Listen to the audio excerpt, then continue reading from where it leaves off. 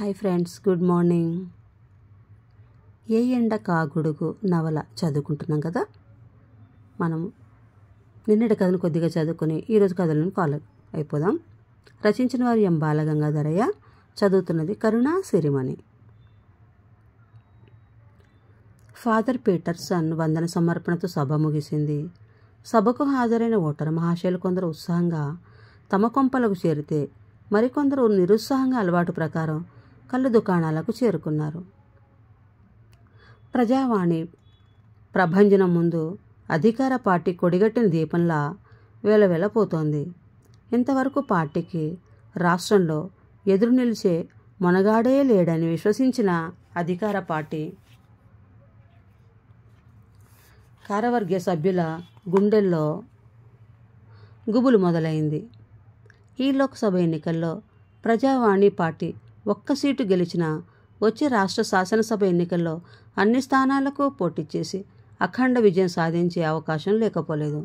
అందువల్ల రాష్ట్రంలోని బడా వ్యాపారులనందరినీ సమావేశపరిచి వచ్చే లోక్సభ ఎన్నికల్లో తమ పార్టీకి సహాయం చేయాలని అభ్యర్థించారు. వారు సరేననడంతో కాస్త ఊపిరి పీల్చుకున్నారు. ప్రజావాణి పార్టీ కూడా తమ ఎన్నికల వాగ్దానాలతో ఊదరగొడుతూ ప్రచారం జోరుగా సాగిస్తోంది. అధికార పార్టీ మరొక అడుగు ముందుకు వేసి సభలకు జనాలను పోగు చేసి వారికి పార్టీ తరఫున దినవారీ భోజనము, భత్యము అందించారు పార్టీ కార్యకర్తలు. ఎన్నికల ప్రచార సభలకు ఇరువైపులా జనం తండోపతండాలుగా తరలి రావడంతో అంజయ్య ఆతృత కొంత తగ్గింది. కాకపోతే ఓటరు దేవుళ్ళు ఏమి తీర్పునిస్తారో తెలియని సంశయం ఇరు పార్టీల్లోనూ నెలకొంది. ఎన్నికల ప్రచారానికి తెరపట్టడంతో బరిలోకి దిగిన పార్టీలన్నీ ఊపిరి పీల్చుకుని రాత్రిపూట రహస్యంగా ఓటర్లను కలుసుకుని వాగ్దానాలను ఇచ్చిపుచ్చుకోవడం ముగించారు. ఆ రోజు మొదటి విడత ఎన్నికల కోలాహలం మొదలైంది. క్రమక్రమేణా ఓటింగ్ శాతం మెరుగుపడుతోంది. సాయంత్రం పోలింగ్ ముగిసే సమయానికి 78% ఓట్లు పోలైనట్లు సమాచారం అందింది. బరిలో ఉన్న అభ్యర్థులంతా ఎవరికి వారే తామే గెలిచినట్లు కలలుగంటున్నారు. ఓట్లను లెక్కించి ఫలితాలను ప్రకటించే రోజు రానే వచ్చింది. అంతిమంగా అధికార పార్టీ అభ్యర్థి 1,00,000 ఓట్లకు పైగా ఆధిక్యంతో గెలుపొందినట్లు ఎన్నికల అధికారి ప్రకటించాడు. జాతీయ పార్టీ అభ్యర్థికి 1,00,000కు పైగా ఓట్లు వచ్చాయి. ప్రజావాణి పార్టీ అంచనాలన్నిటినీ తలక్రిందులు చేస్తూ లాజరస్కు కేవలం 3,000 ఓట్లు మాత్రమే వచ్చాయి. ధరావతు సొమ్ము కూడా దక్కలేదు. ఈ ఎన్నికల్లో గెలిచి రాజకీయంగా అంచెలంచెలుగా ఎదగాలన్న లాజరస్ ఆశలన్నీ ఆదిలోనే అడియాశలయ్యాయి. తన ఎన్నికల ప్రచార సభలకు వచ్చిన ప్రజల్లో కనీసం 10% కూడా తనకు ఓట్లు వేసినట్లు లేరు. ఇదంతా చూస్తుంటే రాష్ట్రంలో అధికారంలో ఉన్న పార్టీ తన పలుకుబడితో ఓటింగ్ యంత్రాలనే మారు చేశారని నిందారోపణ చేశాడు లాజరస్ ఆరోపణలన్నీ అక్కసుతో కూడుకున్నవని, వాటికి సరైన శాస్త్రీయ ఆధారాలు లేవని ప్రభుత్వ యంత్రాంగం కొట్టిపడేసింది. లాజరస్ నిరాశతో రాజకీయ సన్యాసం తీసుకుందామనుకున్న సమయంలో అతని రాజకీయ జీవితం అనూహ్యమైన మలుపు తిరిగింది.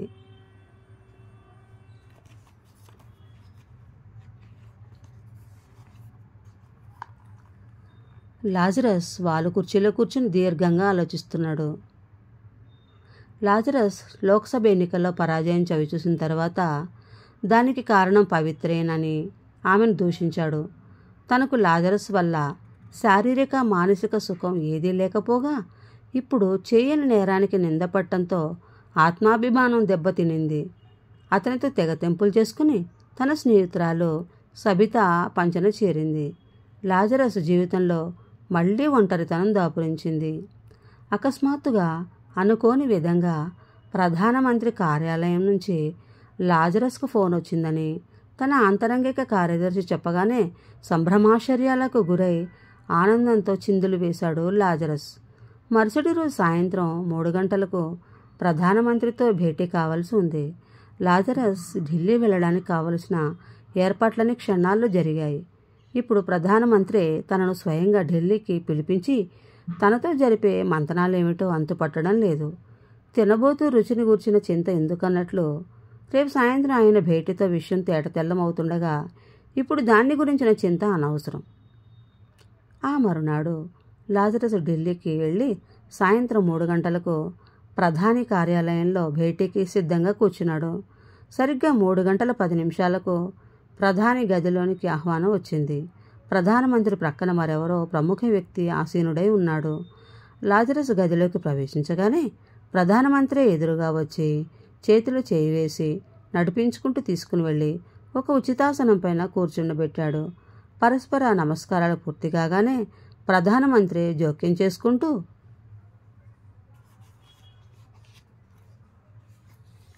చూడండి లాజరస్ గారు, ఈయన మా పార్టీ జాతీయ అధ్యక్షుడు. మీ ప్రసంగాలన్నీ, మీ పూర్వపరాలన్నీ మా నిఘా విభాగాధిపతుల ద్వారా దర్యాప్తు చేయించి తెలుసుకున్నాను. ఒక వక్తగా మీ మాటల్లోని మాధుర్యాన్ని, భావ వ్యక్తీకరణల విలక్షణ గుణాలను క్షుణ్ణంగా పరిశీలించాము. ఈ దేశంలో పుట్టి పెరిగిన హిందూ మతం విదేశీయుల పాలనలో పతనమై నామమాత్రంగా మిగిలింది. మహమ్మదీయ మతంలోనూ క్రైస్తవ మతంలోనూ విశిష్టమైన మత ప్రచారకులున్నారు.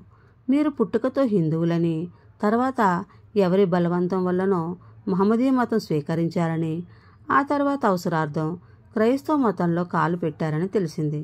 మీ ప్రబోధాలకులోనే ఎందరో తాడిత పీడిత వర్గ ప్రజలు క్రైస్తవ మతం స్వీకరించారని తెలుసు. మీరు క్రైస్తవ మత ప్రచారకునిగా దేశపు విశేష కీర్తిని ఆర్జించారని తెలిసింది. అందువలన మీ సేవలను గుర్తించి తగిన రీతిని సత్కరించాలని మేము భావిస్తున్నాం. దీనికి మీరేమంటారు అంటూ లాజరస్ అభిప్రాయాన్ని కోరాడు ప్రధానమంత్రి పాటిల్. మీ ఆదరాభిమానాలకు నా ధన్యవాదాలు. పిలిచి పిల్లనిస్తానంటే వద్దనే మూర్ఖుడు ఎవడైనా ఉంటాడా? మీ పార్టీ హిందూ మతతత్వ పార్టీగా ప్రపంచవ్యాప్తంగా ముద్రపడింది. ఇప్పుడు క్రైస్తవ మత ప్రచారకుడనైన నాకు సన్యాసం చేయడం ద్వారా మీ పార్టీకి అన్ని మతాలకు సమానమేనన్నా, ఇప్పుడు క్రైస్తవ మత ప్రచారకుడనైన నాకు సన్మానం చేయడం ద్వారా మీ పార్టీకి అన్ని మతాలు సమానమేనన్న భావాన్ని ప్రజల మనసుల్లో ప్రజ్వలింపచేయాలనుకుంటున్నారు. అదేగా మీ ఉద్దేశం అంటూ ప్రశ్నించాడు లాజరస్. మా పార్టీ ఉద్దేశము, లక్ష్యము అది కాదు. మీ ప్రవచనాల ద్వారా ఆకర్షితులై హిందూ మతాన్ని విడిచి క్రైస్తవ మతంలోనికి వలస వచ్చే వారికి అడ్డుకట్ట వేయడమే మా లక్ష్యం. అందువల్ల అంటూ ఆర్ధోక్తులు ఆగిపోయాడు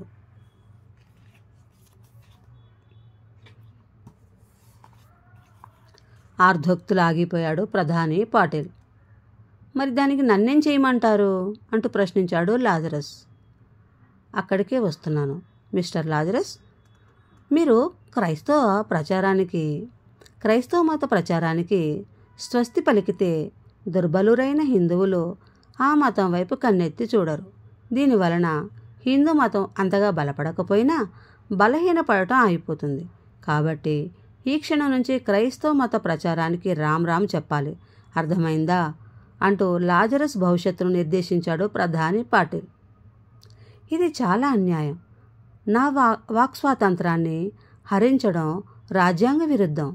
దీనిపైన మీరేమైనా అధికారికంగా ఆదేశాలిస్తే నేను న్యాయ పోరాటం చేస్తాను అంటూ ధీమాగా జవాబిచ్చాడు లాజరస్. మీరు పొరబడుతున్నారు. మీరు మా ప్రతిపాదనకు అంగీకరించి క్రైస్తవ మత ప్రచారానికి స్వస్తి పలికితే మీకు తగిన సన్మానాలు, సత్కారాలు ఉంటాయి. కాదంటే మీపైన తగు చర్యలుంటాయి.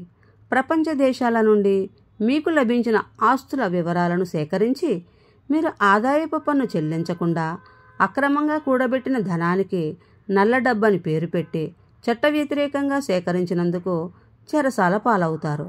మీకేది ఇష్టమో మీరే తేల్చుకోండి అంటూ తన వ్యూహాన్ని బయటపెట్టాడు ప్రధాని పాటిల్. అంటే చతుర్విధోపాయాలతో మీ కార్యం చక్కబెట్టుకోవాలని నిశ్చయించుకున్నారన్నమాట. నేను క్రైస్తవ మత ప్రచారాన్ని విరమిస్తే సామధాన మార్గాలలో నాకు సత్కారం, కాదంటే చిత్కారంతో దండోపాయాన్ని ప్రయోగించి శిక్ష విధిస్తారన్నది స్పష్టమవుతుంది. మీరు ఏ మార్గాన్ని అవలంబించినా నా మత ప్రచారానికి అడ్డంకిగా మారడం ఖాయం. అందువల్ల నేను మూర్ఖంగా క్రైస్తవ మత ప్రచారానికి కట్టుబడి ఉన్నానని ప్రగల్భాలు పలికి అనవసరంగా మీ ప్రభుత్వాధికారుల వేధింపులతో నా జీవితాన్ని దుర్భరం చేసుకోలేను. నేను తక్షణమే క్రైస్తవ మత ప్రచారాన్ని విసర్జిస్తున్నాను. మరి నాకు లభించే ప్రయోజనాలను సెలవిస్తే సంతోషిస్తాను. ఆమెమిటో నా చెవిని వేస్తారా అంటూ ఆశగా అడిగాడు లాజరస్.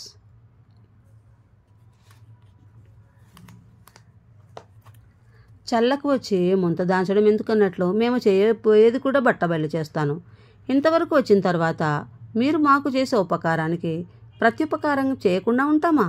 మీరు క్రైస్తవ మతాన్ని విడిచి తిరిగి హిందూ మతాన్ని స్వీకరించాలి. అలా చేస్తే వచ్చి రాజ్యసభకు ఏర్పడే ఖాళీల్లో మీకు ఎన్నికల ఖర్చు ఏమాత్రం లేకుండా రాజ్యసభ సభ్యునిగా స్థానం లభిస్తుంది.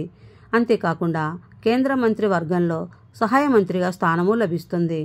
దీనివల్ల మీరు ఓ 6 ఏళ్ల పాటు ఢిల్లీలోనే ఉండవచ్చు. ఇంతవరకు మీరు సంపాదించిన కోట్ల ఆస్తులపైన దర్యాప్తులు ఉండవు. అయినా ఏ ఎండకు ఆ గొడుగు పట్టే మనస్తత్వం ఉన్న మీకిప్పుడు క్రైస్తవ మతాన్ని విడిచిపెట్టడం పెద్ద కష్టమేం కాదు. దానివల్ల మీకు వచ్చే నష్టమేం ఉండదు కదా అంటూ సామరస్యమైన ప్రతిపాదన చేశాడు ప్రధాని పాటిల్. ఉద్రేకమున్న క్రైస్తవ యువకులు నాపైన దాడి చేస్తారేమోనన్న భయం నన్ను వెంటాడుతోంది. అలా జరిగితే నా ధన మాన ప్రాణాలకే ముప్పు వాటిల్లవచ్చు అంటూ తన మనసులో ఉద్భవించిన భయాందోళనలను బయటపెట్టాడు లాజరస్.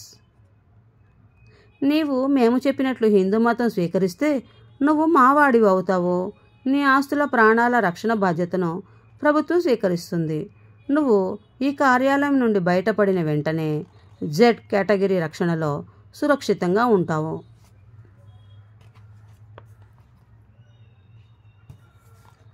నీ ప్రైవేటు రక్షణ సిబ్బందిని కూడా ఉపసంహరించుకోవచ్చు.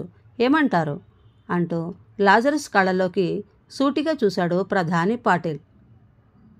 మీరన్నదానికి అవునంటే నా కళ్ళ ముందు బంగారు సింహాసనం రమ్మంటూ పిలిచినట్లు అనిపిస్తోంది. కాదంటే ఇక్కడ నుండి బయటపడగానే నరకంలో శిక్షలు ఎలా ఉంటాయో నా కళ్ళకు కట్టినట్లు కనిపిస్తున్నాయి. దేవుడి ఎదుట చేసిన ప్రమాణాన్ని నీరుగార్చినందుకు దేవుడు శిక్షిస్తాడేమోనన్న భయం వెంటాడుతోంది. మీరు నా శరీర మాన ప్రాణాలకు ఆస్తులకు రక్షణ కల్పించగలరేమో కానీ ఆ దేవుడు విధించే శిక్షల నుండి రక్షించగలరా అంటూ తన మత విశ్వాసాన్ని బయటపెట్టాడు లాజరస్. చూడండి లాజరస్ గారు, క్రైస్తవ మత సిద్ధాంతం ప్రకారం ఏ మనిషి అయినా తాను చేసిన తప్పుకు క్షమాపణ కోరితే ఆ ప్రభువు క్షమిస్తాడని మీరే అందరికీ బోధిస్తారు.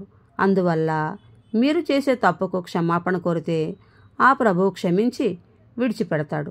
రేపే బ్రాహ్మణోత్తముల సమక్షంలో జంధ్యాన్ని ధరించి గాయత్రి మంత్రాన్ని స్వీకరించి హిందూ మతంలో చేరిపో. రేపటి నుంచి నువ్వు శుద్ధ శ్రోత్రియ బ్రాహ్మణుడవు.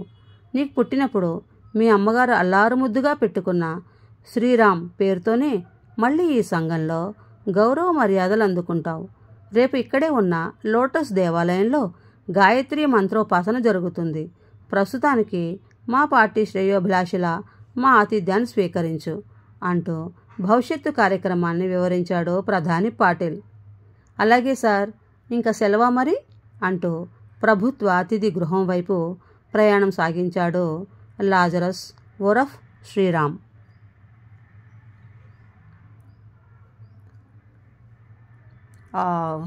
ఆఖరికి ఏ ఎండ కాగొడుగు టైటిల్కి కరెక్ట్గా సరిపోయేలా కథను తీర్చిదిద్దారు బాలగంగాధరయ్య గారు. మీకు అభినందనలండి. చాలా చక్కగా ఏ ఎండ కాగొడుగు అన్నట్టుగా కథని మలిచిన తీరు, దాన్ని ముగించిన తీరు కూడా చాలా అద్భుతంగా ఉంది. ఇంత మంచి నవలను అందించినందుకు మీకు ధన్యవాదాలండి. నాకు ఈ నవలను చదవడానికి అనుమతినిచ్చినందుకు మీకు అభినందనలు, ధన్యవాదాలు, కృతజ్ఞతలు తెలుపుకుంటున్నాను. ఫ్రెండ్స్, ఈ నవల ఎలా అనిపించింది? ఈ కథ మీకు నచ్చిందా? మరి నచ్చితే లైక్ చేయండి, షేర్ చేయండి, నా ఛానల్ సబ్స్క్రైబ్ చేసుకోండి. ఫ్రెండ్స్, మీ అభిప్రాయాలను కామెంట్ బాక్స్లో తప్పక తెలియచేయండి. బాయ్. కరుణ సిరిమణి.